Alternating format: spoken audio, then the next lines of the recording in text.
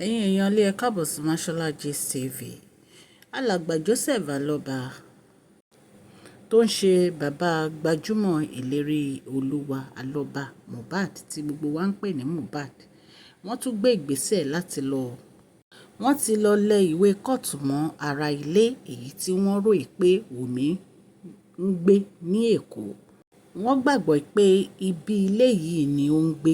Wọ́n ti lọ lẹ ìwé kóòtù yìí mọ́ ilé náà, ìyẹn ilé tí ọmọ Wumi Aloba èyí tó ń ṣe ìyàwó Mohbad ń gbé, láti lè jẹ́ kí ó wà ní ìgbáradì sílẹ̀ fún àyẹ̀wò ẹ̀jẹ̀ yìí tí wọ́n fẹ́ ṣe fún Liam ọmọ olóògbé.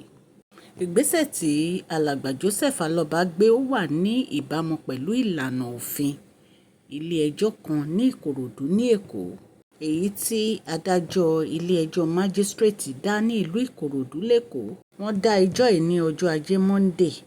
Wọ́n dẹ̀ ní pé kí wọ́n lọ lẹ ìwé yìí mọ́ ibi tí wọ́n bá mọ̀ pé ìyàwó olóògbé ń gbé. Èyí jẹ́ ìwé àṣẹ kóòtù. Wọ́n ní kó lọ lẹ̀ mọ́ ilé tí wọ́n bá mọ̀ pé ìyàwó olóògbé ń gbé. Wọ́n ní tí wọn kò bá láǹfààní láti fún un ní ìwé náà lójúkorojú, wọ́n ní kí wọ́n lọ lẹ ìwé kóòtù yìí mọ́ ibi tó ń gbé. Nǹkan tá a gbọ́ nìyẹn. Bí a ṣe gbọ́ wọ́n ní ọjọ́ 26 oṣù yìí ni wọ́n lọ lẹ ìwé kóòtù yìí mọ́ ara ilé tí Wumi Aloba ń gbé ní Èkó.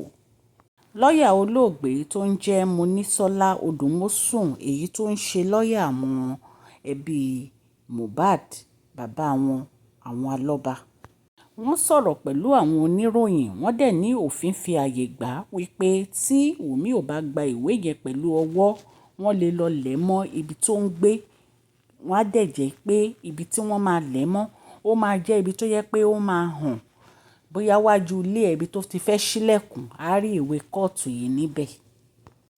Wọ́n ní ibi tó bá ń gbé àbí ibi tó bá mọ̀ mọ́ ibẹ̀ ni kán lẹ ìwé kóòtù yìí mọ́, wípé ó máa jẹ́ nǹkan tó jẹ́ pé a lè rí, a dẹ̀ lè mọ̀ pé ilé ẹjọ́ fẹ́ rí ní ọjọ́ báyìí ní kíákíá.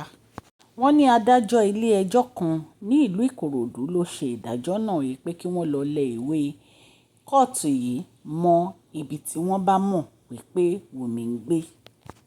Wọ́n ní ọjọ́ Friday ọ̀sẹ̀ yìí ni wọ́n lọ lẹ ìwé kóòtù yìí mọ́ ibẹ̀. Wọ́n ní àwọn dẹ̀ ń retí wípé kó fi ojú ba ilé ẹjọ́ ní ọjọ́ Monday ọ̀sẹ̀ tá a fẹ́ mú yìí, wípé wọ́n fẹ́ béèrè lọ́wọ́ ẹ̀ àwọn àlàyé kọ̀ọ̀kan lórí bí ó ṣe máa ṣe àyẹ̀wò fún Liam èyí tó jẹ́ ọmọ olóògbé. Wọ́n ní ó pọn dandan kí Wumi àti lọ́ọ̀yà ẹ̀ kan yọjú sí kóòtù ní ọjọ́ Ajé. Wọ́n ní ọjọ́ 14 oṣù karùn-ún ọdún yìí ni wọ́n ń retí wọn ní kóòtù wípé kí wọ́n yọjú.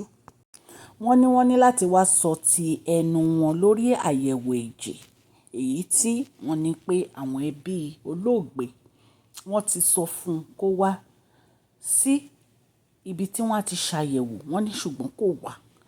Wọ́n ní ó kọ̀ jálẹ̀ wípé òun ò ṣàyẹ̀wò ẹ̀jẹ̀, ṣùgbọ́n ní ìsìn wọ́n ní kóòtù wọ́n ti ránṣẹ́ sí i.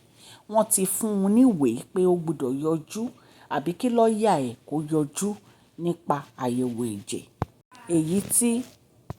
èyí tí wọ́n fẹ́ ṣe fún ọmọ ọwọ́ ẹ̀ tó jẹ́ Liam. Ẹbí Aloba àwọn ni wọ́n rán bàbá olóògbé níṣẹ́ pé kí wọ́n gbé ìgbésẹ̀ láti ṣe àyẹ̀wò ẹ̀jẹ̀ fún ọmọ ọwọ́ Wumi èyí tó ń jẹ́ Liam. Wọ́n ní nǹkan tí wọ́n ń béèrè ni pé wọ́n fẹ́ ṣe àyẹ̀wò ẹ̀jẹ̀ fún ọmọ ọwọ́ Wumi èyí tó ń jẹ́ Liam ní ilé ìwòsàn ìjọba tàbí ti aládàáni kan tí ó kúnjú òṣùwọ̀n láàárín ìlú tó yẹ pé wọn kì í fi ọwọ́ kan bọ̀kan nínú. Ẹ̀yin náà mọ̀ pé ọjọ́ 12 oṣù kẹsàn-án ọdún tó kọjá ni olóògbé kú, èyí tí à ń pè ní ìlérí olúwa ọmọ Aloba tí gbogbo ayé ń pè ní Mohbad. Bí wọ́n dẹ̀ ṣe kú ni wọ́n lọ sin ní ọjọ́ kejì, èyí tó jẹ́ pé lẹ́yìn èyí ni àwọn ọlọ́pàá wọ́n lọ wú òkú rẹ̀ tí wọ́n ní wọ́n fẹ́ ṣe àyẹ̀wò. Àtìgbà tí wọ́n dẹ̀ ti wú òkú rẹ̀ ni wọ́n ti ń retí DNA lórí olóògbé, ṣùgbọ́n DNA kò jáde.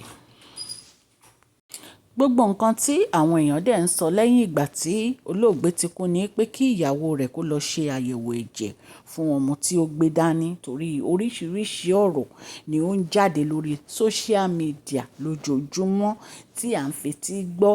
Ìmí à lè sọ, ìmí à lè sọ. Ẹ̀yin èèyàn lé ní ìsìn wọn ní ilé ẹjọ́ wọn náà ti fún wọn ní ìwé ìpè láti ọ̀dọ̀ adájọ́ wípé kí ó yọjú sí court ní ọjọ́ 14th of May oṣù tó ń bọ̀. Wọ́n ní kó yọjú sí court àbí kí lọ́ọ̀yà ẹ̀ yọjú kí wọ́n wá sọ nǹkan tó dé tí wọ́n fi àáké kọ́rí tí wọ́n fi ṣe àyẹ̀wò ẹ̀jẹ̀. Ìpè torí àyẹ̀wò ẹ̀jẹ̀ yìí ó ṣe pàtàkì láti rí ìdájọ́ òdodo. Ẹ̀yin èèyàn lé nǹkan tá a gbọ́ nìyẹn ta ní ká mú wá fún yín. Wọ́n ní èyí á jẹ́ kí ìdánilójú wà bóyá olóògbé ló ní ọmọ ọwọ́ Wùmí àbí kì í ṣe olóògbé. Orí ọ̀rọ̀ yìí ni bàbá olóògbé wà tí wọ́n dẹ̀ dúró lé lórí. Ẹ̀yin èèyàn lé àmọ́ ọ̀rọ̀ yìí wá láti iléeṣẹ́ Mashola Gist TV. Kí Ọlọ́run kí ó ran gbogbo wa lọ́wọ́. Àmín.